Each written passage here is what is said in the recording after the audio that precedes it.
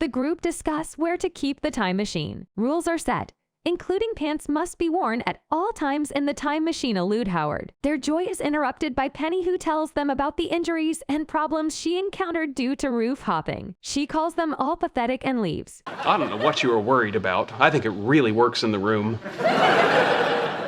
Yeah, it is by far the coolest thing I have ever owned. The exact time machine that carried actor Rod Taylor from Victorian England into the post-apocalyptic future, where society had splintered into two factions, the subterranean Morlocks, who survived by feasting on the flesh of the gentle surface-dwelling Eloi.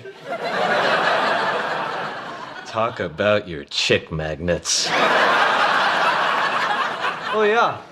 The guy who lives next to me is always like, I have a jacuzzi on my balcony. I have a jacuzzi on my balcony. But wait until I tell him, I've got a time machine on my balcony. Stuff that in your Speedos, jacuzzi, Bob. Gentlemen, I know we said we'd take turns, but I think you'll agree that practicality dictates it remain here. You can't just keep it here. What if I meet a girl and say, you want to come up and see my time machine? It's at my friend's house. How lame is that? He's got a point. All right, I think we're going to need some ground rules. In addition to the expected no shoes in the time machine and no eating in the time machine, I propose that we add pants must be worn at all times in the time machine. Seconded. I was gonna put down a towel. I still want it on my balcony. I say we move it on a bi-monthly basis. Yeah, that sounds fair. Now, hold on. Bi-monthly is an ambiguous term. Do you mean move it every other month or twice a month? Twice a month. Then no. Okay, every other month. No.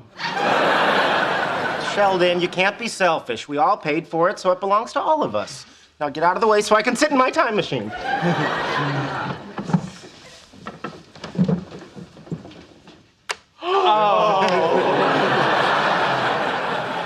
Okay, I am setting the dials for March 10th, 1876. Good choice. Alexander Graham Bell invents the telephone and calls out for Dr. Watson. Wait a minute. I'd want to see that too. So when it's your turn, you can. Yeah, but if we all go back to the same point in time, Bell's lab's going to get very crowded. He'll know something's up.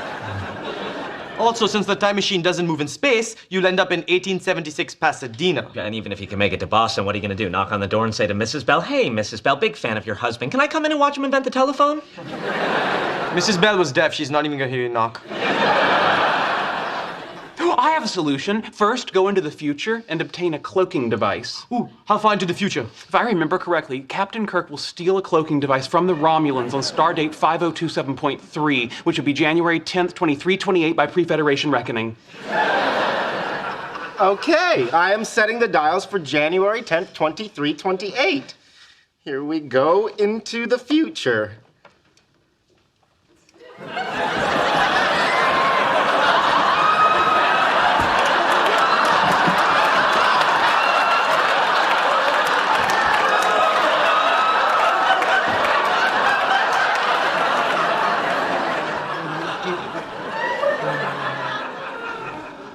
That was fun.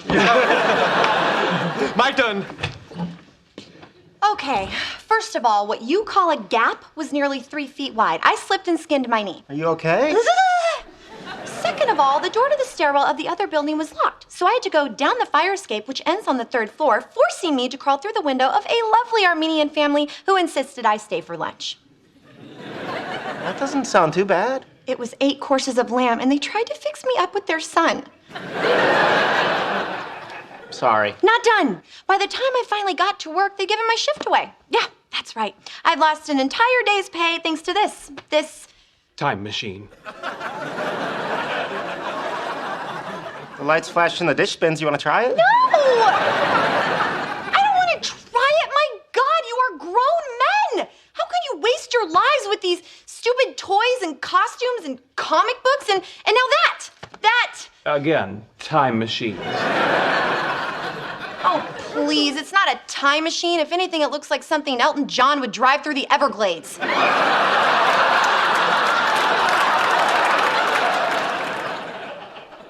It only moves in time. It would be worse than useless in a swamp.